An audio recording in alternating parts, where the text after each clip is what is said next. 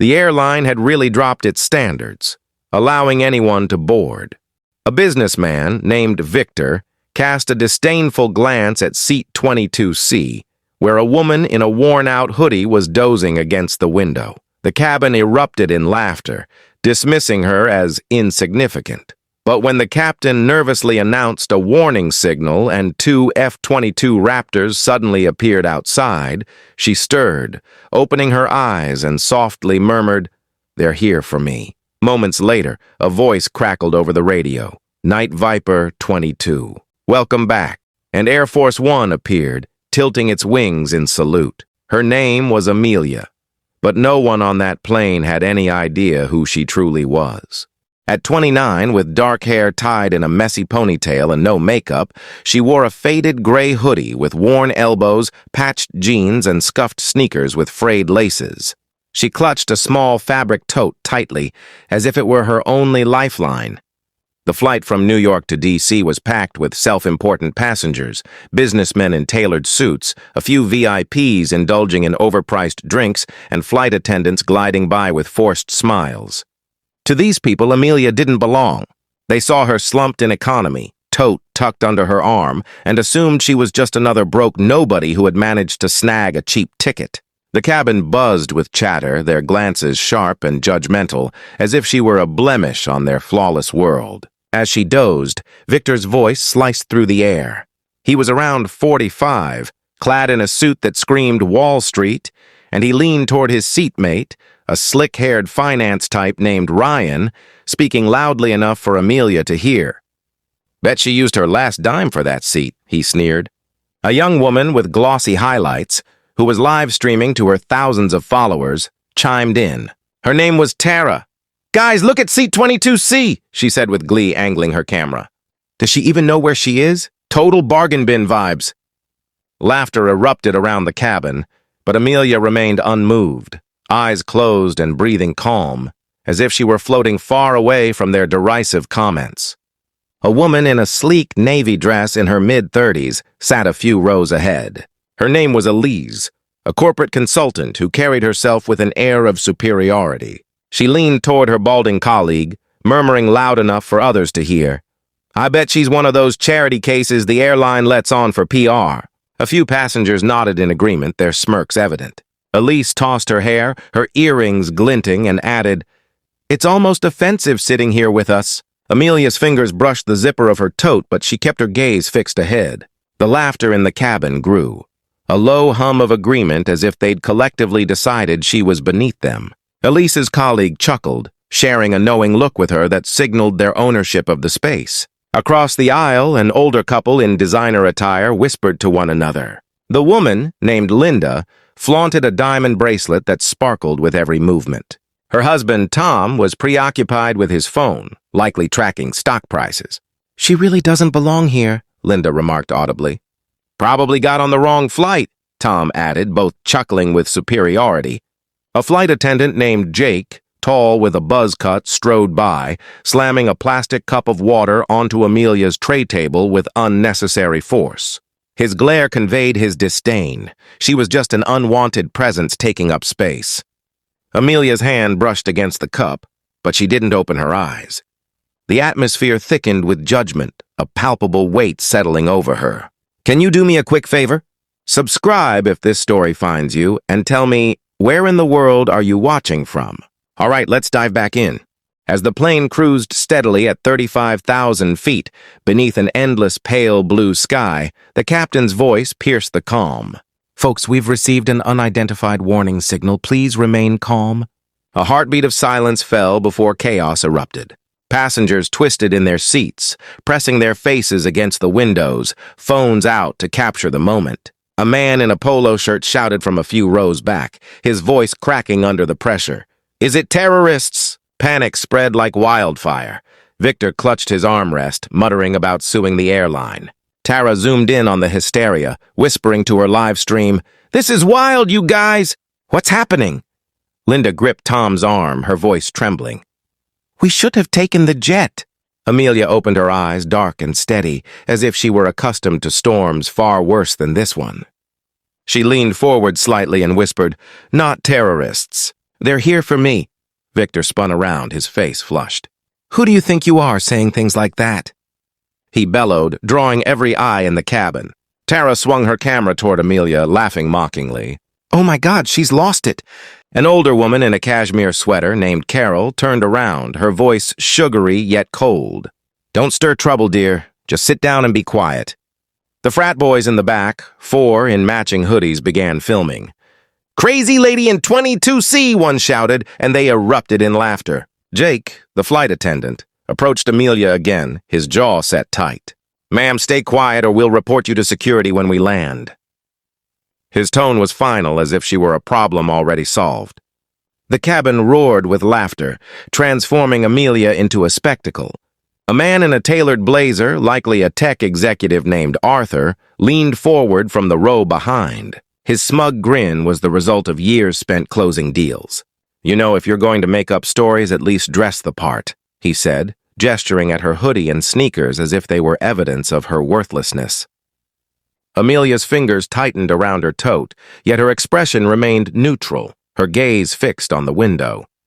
The laughter surged, a wave rolling through the cabin as they collectively deemed her nothing more than a punchline.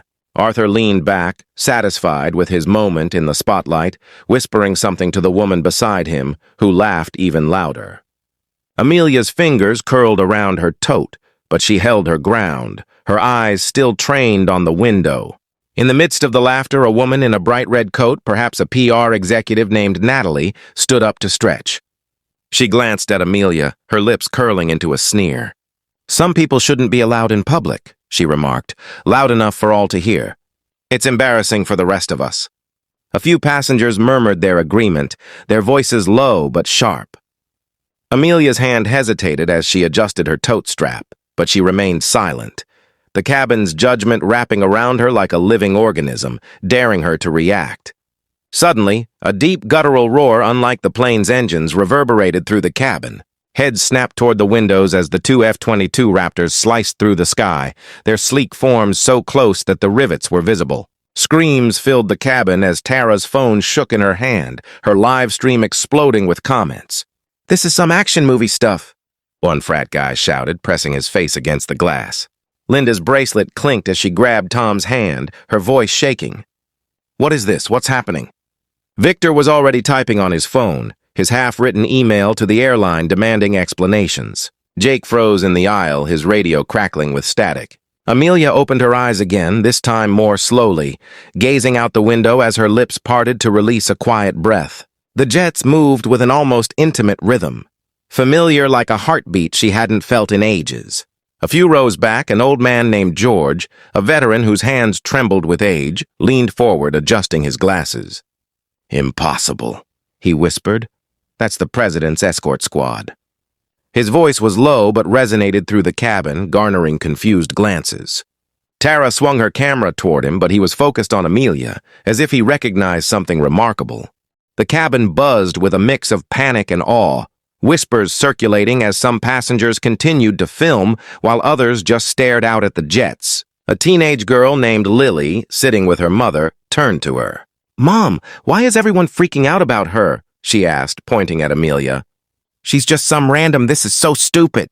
Her mother, a weary woman named Carol, shushed her, but not before adding, She's probably just confused, honey. Let it go.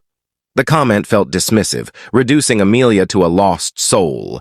Lily rolled her eyes and snapped a photo of Amelia for her group chat, captioning it, Weirdo in 22C. Victor, sensing an opportunity to escalate, stood up, his face flushed with indignation. Don't tell me you think those fighters are here for you, he shouted, drawing the cabin's attention back to Amelia. Ryan, the finance bro, joined in, smirking. 22C thinks she's Top Gun. The frat boys howled with laughter, mimicking airplanes swooping through the air. Jake stepped forward, blocking Amelia's path to the aisle once more. Sit down immediately, he commanded, his voice sharper now, almost desperate. Amelia remained resolute. She reached into her tote, her movements slow and deliberate, retrieving a small silver metal tag, no larger than a keychain. It caught the light, engraved with Night Viper 22. The cabin hadn't noticed it yet, but George's hands gripped the armrests tightly, his knuckles turning white. The laughter in the cabin began to diminish, but not entirely. A man in a golf shirt, likely a real estate agent named Mark, leaned forward, dripping with sarcasm. "Oh, come on, what's next? Are you going to tell us you're a secret agent?" He chuckled, searching for approval from the other passengers. Amelia's fingers brushed the tag in her hand, but she did not look up, keeping her gaze fixed on the window where the F-22s continued to fly, steady and unwavering. She held the tag for a moment, tracing its edges before slipping it into her palm, ignoring Jake. She walked to the emergency radio near the galley, every eye in the cabin following her. Tara's live stream was buzzing with activity, comments flooding in. "What's she doing? This is fake, right?" Amelia didn't glance at anyone as she pressed the radio's button, her voice steady and calm. "This is Night Viper 22C requesting acknowledgement." The cabin fell silent, as if the air had been sucked out. Outside, the F-22s tipped their wings in a sharp salute. Phones dropped from hands, and Tara's stream froze, her mouth agape. George's voice broke through the stillness. "My God." Night Viper was reported KIA 7 years ago. Amelia didn't turn around. She placed her hand over her heart, fingers tight around the tag, eyes fixed on the sky. A journalist named Rachel, seated in the front row with her notepad ready, stood up, her pen trembling. "This is ridiculous," she declared, her voice loud but unsteady. "You can't just walk onto a plane looking like that and expect us to believe you're some war hero." Her words were sharp, intended to rally the cabin against Amelia, and a few passengers nodded in agreement, their skepticism louder than their awe. Rachel scribbled notes, hands shaking as if trying to write her way out of the moment. Amelia remained motionless, her tote hanging loosely at her side, her silhouette framed against the window. The F-22s maintained their position close by, their wings cutting through the sky, silent answers to Rachel's accusations. The cabin was in disarray now, whispers and gasps echoing, with some still laughing nervously. A woman in a sharp blazer, likely a lawyer named Sarah, rose to her feet, her voice quavering. "No, this must be staged," she shouted, almost screaming as if trying to convince herself. The frat boys muttered among themselves, "How could someone dressed like that be a legend?" Their laughter had evaporated, replaced by uneasy glances. The air was thick with tension, as if everyone was holding their breath waiting for Amelia to respond. She stood by the window, her silhouette against the backdrop of the jets, her tote hanging loosely by her side as she adjusted it, allowing the world a moment to catch up with her presence. A businessman in a gray suit, possibly a CEO named Alan, leaned forward, his voice low but cutting. "If you're so important, why does your bag look like it came from a dumpster?" he mocked, pointing at her tote as if he had found the flaw in her story. A few passengers snickered, doubt flaring up again. Alan leaned back, crossing his arms with a glint of satisfaction. "This is just some PR stunt, isn't it?" he said, looking around for support. Amelia's hand lingered on the strap of her tote, fingers brushing the worn fabric, but she didn't respond to him. Her eyes remained fixed on the window where the jets flew on, their presence louder than Alan's dismissive words. The cabin's laughter weakened, as if they were beginning to question their own skepticism. Then came the unmistakable roar of Air Force One piercing through the clouds, its blue and white body gleaming, the U.S. seal sharp against the sky. The radio crackled loudly, announcing, "Night Viper 22, welcome back, we owe you everything." Gasps filled the cabin. Some passengers were moved to tears, and Tara's phone slipped from her grasp, her live stream forgotten. The frat boys sat back in silence for the first time, while Victor's complexion paled, his phone still open to his half-written email. George was weeping quietly, tears streaming down his face. Amelia raised her hand in a slow salute to the sky, her eyes blazing with something fierce and alive. The commercial plane banked slightly, following Air Force One's lead, while the F-22s tightened their formation. A young mother named Emma, cradling her sleeping toddler, looked at Amelia with wide, pleading eyes. "Is it true?" she asked softly, desperation lacing her voice. "Are you really her?" The cabin turned toward Amelia, waiting for her response, Emma's hands trembling as she adjusted her son's blanket, her question hanging in the air. Amelia turned just enough to meet Emma's gaze, a small, warm smile gracing her lips as she replied, "I'm just Amelia. But I flew for you." Emma's eyes glistened with tears as she hugged her son closer, breath catching in her throat. The cabin had transformed. Doubt faded, replaced by a heavy sense of something real. Now the atmosphere shifted. Laughter was replaced by admiration and shame. A reporter named Tom, sitting in a wrinkled button-down, stood up, his voice trembling. "If you're Night Viper, why sit here like an ordinary passenger?" His question wasn't accusatory. It was desperate, as if he needed an explanation to comprehend the moment. A few passengers nodded, murmuring disbelief. Amelia turned just enough to face them, her smile faint but commanding attention. "I chose to disappear," she stated, her voice steady. "But if the sky calls, I'm still Night Viper." The weight of her words landed heavily in the cabin, quiet yet powerful. A flight attendant named Sarah, younger than Jake, and with a nervous smile, approached Amelia.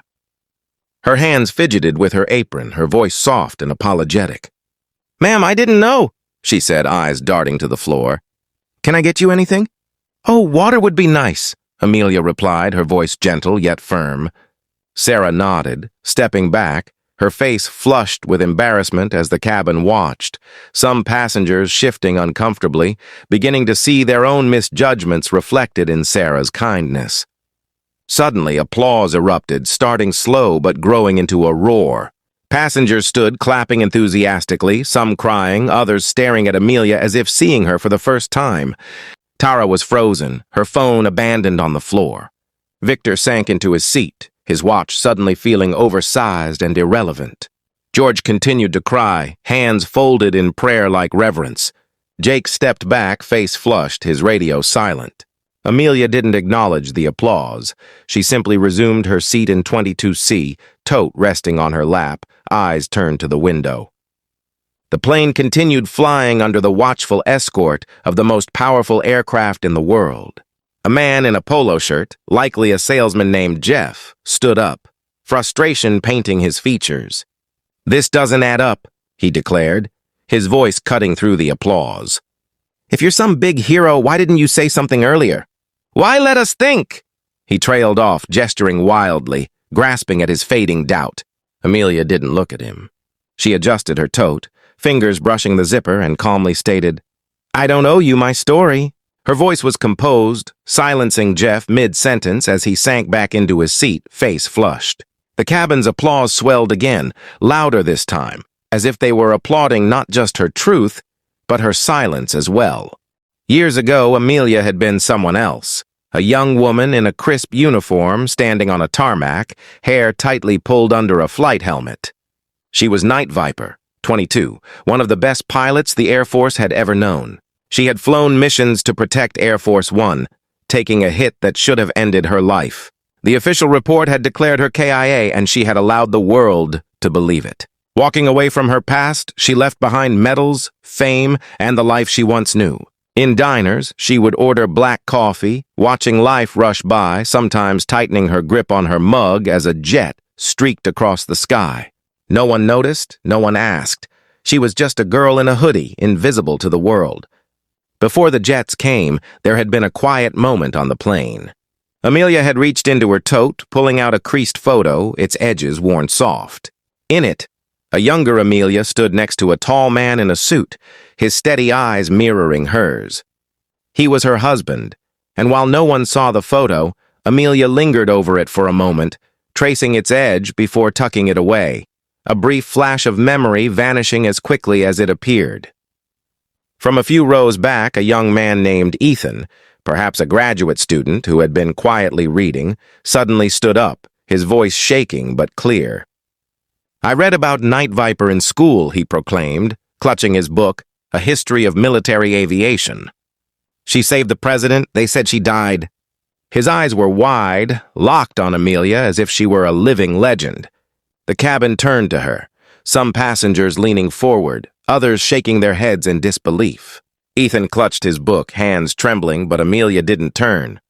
Her hand paused on her tote, a fleeting moment of recognition, as the cabin's applause softened into a murmur of awe, while Ethan sat down, book still open to her page.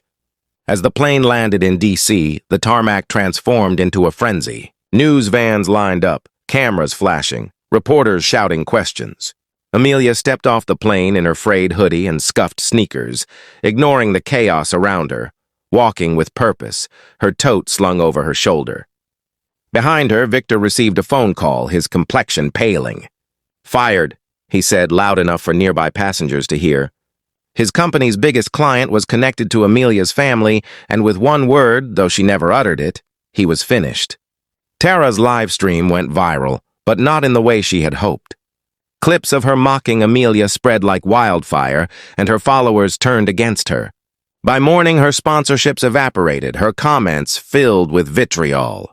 Rachel, the journalist, tried to backtrack with an online apology, but it was too late. Her firm dropped her due to unprofessional conduct.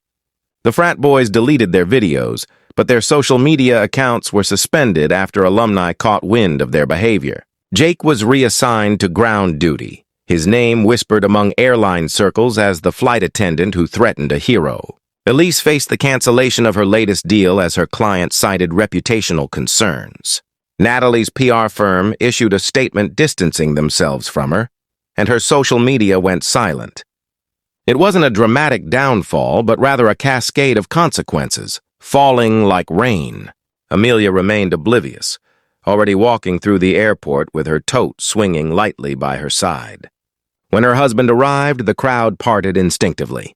He didn't need to say much or raise his voice. His presence commanded attention. People froze. Victor looked away, trembling hands betraying his composure. Tara dropped her phone again, face flushed with embarrassment. Rachel stammered, trying to find words, but he simply nodded and continued walking. He reached Amelia, and she looked up, her expression softening for the first time. He didn't embrace her or make a scene. He stood quietly beside her, their hands brushing together. The atmosphere felt heavier, as if the air itself recognized who they were. A security guard named Mike, burly and respectful, approached them. "Ma'am," he said, voice low, "we have a car waiting for you. Orders from the top." He gestured toward a black SUV parked outside, its driver standing at attention. The crowd watched in awe, some whispering, others filming. Amelia nodded, tote still slung over her shoulder, and followed Mike with her husband at her side. As they walked, the crowd parted further, phones still raised but voices hushed, as if witnessing something sacred.